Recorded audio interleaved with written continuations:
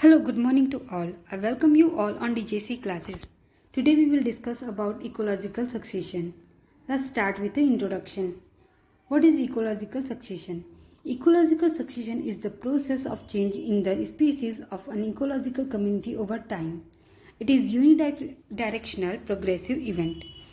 Ecological succession क्या होता है? यह यूनिडायरेक्शनल प्रोग्रेसिव इवेंट है जिसमें समय के साथ एक कम्युनिटी दूसरी कम्युनिटी के द्वारा रिप्लेस कर दिया जाता है। ठीक है, इसमें बहुत सारे टर्म्स आते हैं जैसे कि पायनियर कम्युनिटी। पायनियर कम्युनिटी क्या होती है? ऐसी कम्युनिटी होती है जो कि सक्सेशन इवेंट को स्टार्ट करती है। ठीक है, उसे क्या बोलते हैं? पायनियर कम्युनिटी कहते हैं। नेक्स्ट होता है क्लाइमेक्स कम्युनिटी। क्लाइमेक्स कम्युनिटी क्या होता है? स्टेबल कम्युनिटी होता है किसी भी सक्सेशन इवेंट का लास्ट एंड में, उसे हम बोलते हैं क्लाइमेक्स कम्युनिटी। इसके बीच में मतलब पायनियर कम्युनिटी और क्लाइमेक्स कम्युनिटी के बीच में जो कम्युनिटी पाई जाती है जो कि सीरीज ऑफ इवेंट में पार्टिसिपेट करती है एज ए इंटरमीडिएट, उसको हम बोलते हैं सीरियल कम्युनिटी। अब टाइप्स देखते हैं, टाइप्स कितने टाइप्स के होते हैं। तो ये पहले देखते हैं ओरिजिन के बेसिस में। तो ओरिजिन के बेसिस में कि कहाँ से ओरिजिन हुआ है उसके बेसिस में ये दो टाइप के होते हैं। पहला होता है प्राइमरी, सेकंड होता है सेकेंडरी। ठीक है, प्राइमरी क्या होता है? प्राइमरी ऐसा इकोलॉजिकल सक्सेशन होता है जिसमें जो एरिया होता है, बेयर एरिया जिससे सक्सेशन स्टार्ट होता है, वह पहले से किसी ऑर्गेनिज्म के द्वारा ऑक्यूपाइड नहीं होता है। ठीक है, जबकि सेकेंडरी में क्या होता है? सेकेंडरी में जिस एरिया से सक्सेशन इवेंट स्टार्ट होता है वहाँ पहले से ही स्पीसीज पाए जाते हैं, परंतु कुछ नेचुरल डिजास्टर के कारण वो जो एरिया है वो बेयर एरिया में बदल जाता है और वहाँ से सक्सेशन स्टार्ट होता है। सेकंड हम देखते हैं सबस्ट्रेटम के बेसिस में। ठीक है, तो ये दो टाइप के होते हैं। ये भी पहला होता है हाइड्रार्क, दूसरा होता है जेरार्क। हाइड्रार्क क्या होता है? जिसमें वाटर का अमाउंट ज़्यादा होता है, वहाँ से सक्सेशन अगर स्टार्ट होता है तो उसे बोलते हैं हाइड्रार्क। और जहाँ पर वाटर का अमाउंट बहुत कम होता है और वहाँ से अगर सक्सेशन स्टार्ट होता है तो उसको बोलते हैं जेरार्क। अब हम कंपेरेटिव बेसिस में देखते हैं कि प्राइमरी और सेकेंडरी सक्सेशन क्या होता है। तो फर्स्ट पॉइंट हम देखते हैं कि साइट ऑफ ऑकरेंस, कि कहाँ से स्टार्ट होता है। ठीक है, तो प्राइमरी सक्सेशन जो होता है वो ऐसे एरिया से स्टार्ट होता है जो कि पहले किसी ऑर्गेनिज्म के द्वारा ऑक्यूपाइड नहीं है। ठीक है, वहाँ से स्टार्ट होगा तो हम उसे बोलेंगे प्राइमरी सक्सेशन। सेकेंडरी सक्सेशन क्या होता है? यह ऐसे एरिया से या ऐसे लैंड में ओरिजिन होता है इसका जहाँ पर पहले से स्पीसीज पाए जाते थे, परंतु कुछ नेचुरल डिजास्टर के कारण क्या हो गया? वो डिस्ट्रॉय हो गए और वहाँ पर एक बेयर एरिया क्रिएट हो गया जहाँ से सक्सेशन इवेंट स्टार्ट होता है। अब देखते हैं सेकंड पॉइंट, स्टार्टिंग कहाँ से होती है। ठीक, मतलब स्टार्टिंग कहाँ, किस कम्युनिटी से होती है। तो जिस कम्युनिटी से यह सक्सेशन इवेंट स्टार्ट होता है उसे हम देखते हैं क्या कहते हैं? पायनियर स्पीसीज कहते हैं। ठीक है, तो पायनियर स्पीसीज प्राइमरी सक्सेशन में क्या होता है? माइक्रोब्स एंड लाइकेंस होते हैं।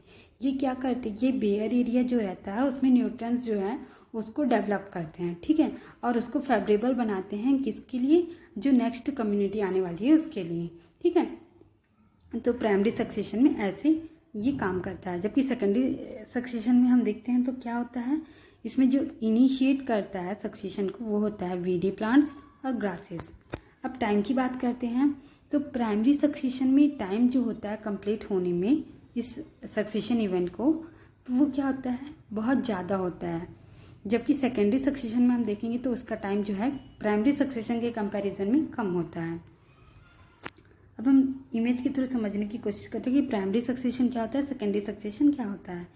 प्राइमरी सक्सेशन क्या होता है? ऐसे एरिया से जो सक्सेशन इवेंट है वो स्टार्ट होता है जो एरिया एकदम मतलब जहाँ पर न्यूट्रिएंट्स नहीं हो, कुछ भी नहीं हो।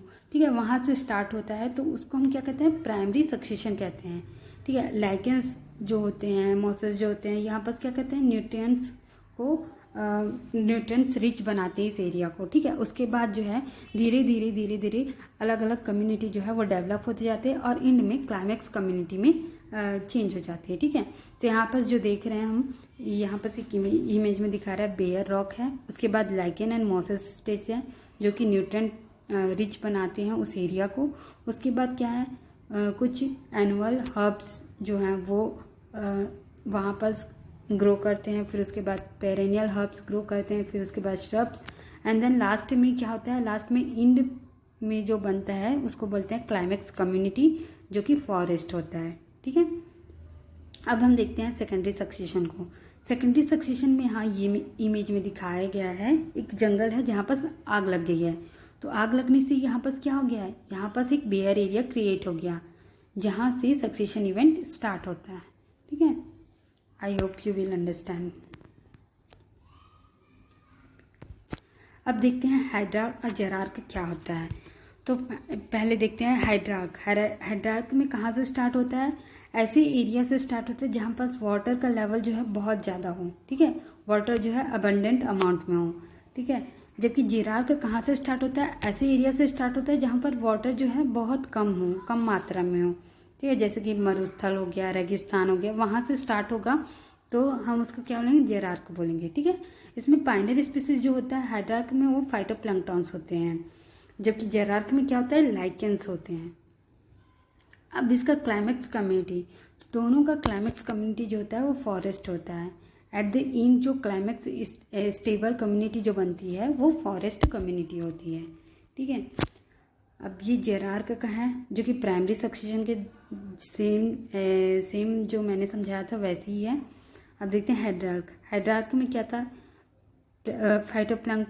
फाइटोप्लैंक्टन्स आएंगे, फिर उसके बाद सबमर्ज्ड प्लांट्स होंगे, फिर फ्लोटिंग लीव्स होंगे, फिर रीफ स्वैम्प्स होंगे, मर्स होंगे, फिर उसके बाद वुडलैंड होगा, और क्लाइमेक्स कम्युनिटी जो कि फॉरेस्ट है उसमें जो है वो बदल जाएगा। ठीक है, ऐसे जो है ये जो इवेंट है वो होता है।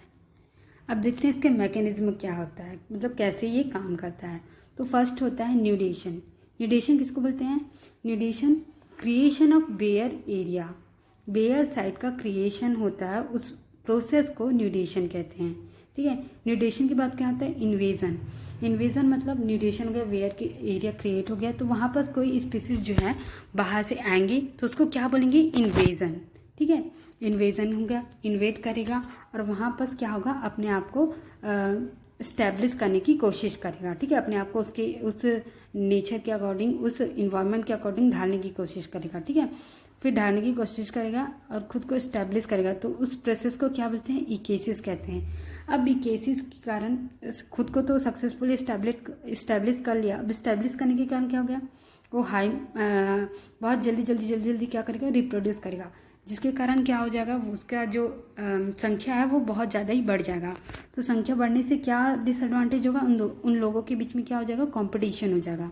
ठीक है, कंपटीशन हो जाएगा, तो हम जैसे कि जानते हैं कंपटीशन दो टाइप के होते हैं, इंटर और इंट्रा। ठीक है, तो ये दोनों कंपटीशन वहाँ पर काम करेगा। ठीक है, काम करने के कारण क्या हो जाएगा, रिएक्शन होगा। ठीक है, मतलब वो अपने अकॉर्डिंग उस क्लाइमेट को या उस जो एरिया है उसको चेंज करने की कोशिश करेगा, मतलब उसमें जो है चेंजेस लाएगा, मतलब अपने हिसाब से ढालने लगेगा। जैसे कि हम लोग जो है पहले जो जंगल में रहते थे, जानवर कैसे रहते थे, वो घर वर में नहीं रहते थे ना, पर हम लोग क्या था, हम लोग क्लाइमेक्स कम्युनिटी में आते हैं, हम लोग एडवांस हैं, और हम लोग क्या किए, अपने हिसाब से अपने इन्वायरमेंट को चेंज करते जा रहे हैं। जैसे कि हम लोगों ने घर में रहना स्टार्ट कर दिया, सिविलाइजेशन, तो क्या है, रिएक्शन हुआ, जिसके कारण हमारे इन्वायरमेंट में भी निगेटिव इम्पैक्ट पड़ रहा है, तो इसको क्या बोलेंगे, हम रिएक्शन बोलेंगे। ठीक है, अब फिर उसके बाद क्या होता है, स्टेबलाइजेशन। स्टेबलाइजेशन मतलब हो गया, वो स्टेबल है, मतलब वो लाखों करोड़ों साल नहीं बदलेगा, वो जो है जैसे हैं वो कम्युनिटी वो वैसी ही रहेगी, तो उसको क्या बोलते हैं, क्लाइमेक्स कम्युनिटी का स्टेबलाइजेशन कहते हैं। ठीक है, तो ऐसी जो मैकेनिज्म है सक्सेशन का वो काम करता है कि कैसे किस प्रोसेस के थ्रू होता है, तो इन सब के थ्रू वो होता है। ठीक है, ये एक मैकेनिज्म है, पहले न्यूडेशन होगा, फिर इन्वेजन होगा, फिर इकेसिस होगा, फिर कॉम्पिटिशन होगा, देन स्टेबलाइजेशन होगा। ठीक है, अब देखते हैं एट्रीब्यूट्स। अब कुछ अलग कैरेक्टर पाए जाते हैं अर्ली स्टेज ऑफ सक्सेशन में जो स्पीसीज होते हैं उनमें, और कुछ अलग होते हैं लेटर स्टेज ऑफ सक्सेशन होते हैं उन स्पीसीज में। ठीक है, तो उनको डिस्कस करने की कोशिश करते हैं। जैसे कि हो गया seed dispersal. Seed dispersal ability जो होती है वो अर्ली स्टेज ऑफ सक्सेशन में जो स्पीसीज पाई जाती हैं उनमें हाई होती है, जबकि लेटर स्टेज में पाई जाने वाली स्पीसीज में लो होती है। ठीक है। बायोमास, बायोमास क्या होता है, अर्ली स्टेज में स्मॉल होता है, ठीक है, छोटे साइज के होंगे, और जबकि लेटर स्टेज में क्या होता है, लार्ज होते हैं। नेक्स्ट देखते हैं स्पीसीज रिचनेस।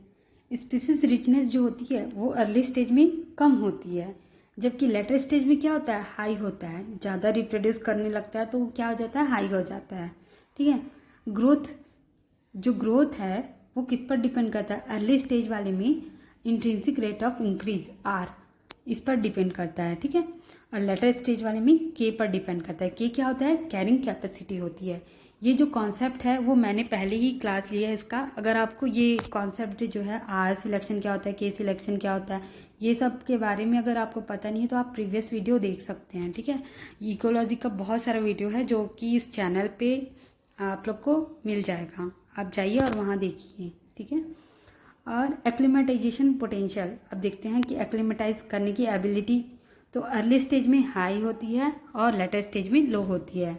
डिस्टर्बेंस के लिए बहुत ज़्यादा सेंसिटिव होता है अर्ली स्टेज में, और जबकि लेटर स्टेज में रेजिस्टेंट होता है। ठीक है। इस एट्रीब्यूट्स के बेसिस पे क्वेश्चंस फ्रेम होते हैं। ठीक है। तो इस एट्रीब्यूट्स को समझना और समझने के बाद उसको क्वेश्चन को कैसे उसमें फ्रेम किया जाता है। नेक्स्ट देखते हैं सक्सेशन मॉडल्स। तो 3 सक्सेशन के मॉडल्स होते हैं। पहला होता है फैसिलिटेशन मॉडल, दूसरा होता है इनहिबिशन मॉडल, तीसरा होता है टॉलरेंस मॉडल। फैसिलिटेशन मॉडल ये क्या होता है, इसमें जो स्पीसीज पहले आई हुई है वो फैसिलिटेट करेगी दूसरी आने वाली स्पीसीज को। ठीक है। ये क्या करेगी, इन्वायरमेंट के दूसरी आने वाली स्पीसीज के लिए फेवरेबल बनाएगी। ठीक है, उसके लिए यूजफुल बनाएगी। तो ये क्या फैसिलिटेशन मॉडल में क्या होता है, जो पायनियर स्पीसीज होती है या जो पहले आई हुई स्पीसीज होती है वह नेक्स्ट आने वाली स्पीसीज के लिए उस इन्वायरमेंट को फेवरेबल बनाती है। जबकि इनहिबिशन में क्या होता है, इनहिबिशन नाम से ही पता चल रहा है क्या करेगी, उसको इनहिबिट करेगी। ठीक है, उसको उस इन्वायरमेंट में सरवाइव करने में, ग्रो करने में हेल्प नहीं करेगी। ठीक है, उसको वहाँ से दूर रखने में वो काम करेगी, मतलब उसको वहाँ पर ग्रोथ करने नहीं देगी। तो ये होता है इनहिबिशन मॉडल।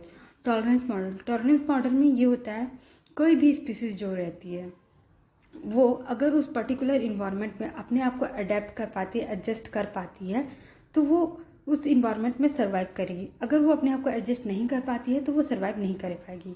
ठीक है। तो जो मॉडल है वो टॉलरेंस पर बेस्ड है, मतलब ये खुद के टॉलरेंस पर डिपेंड करता है कि हम कैसे अपने आप को सर्वाइव करवाने के लिए अपने अंदर अडेप्टेशन करते हैं।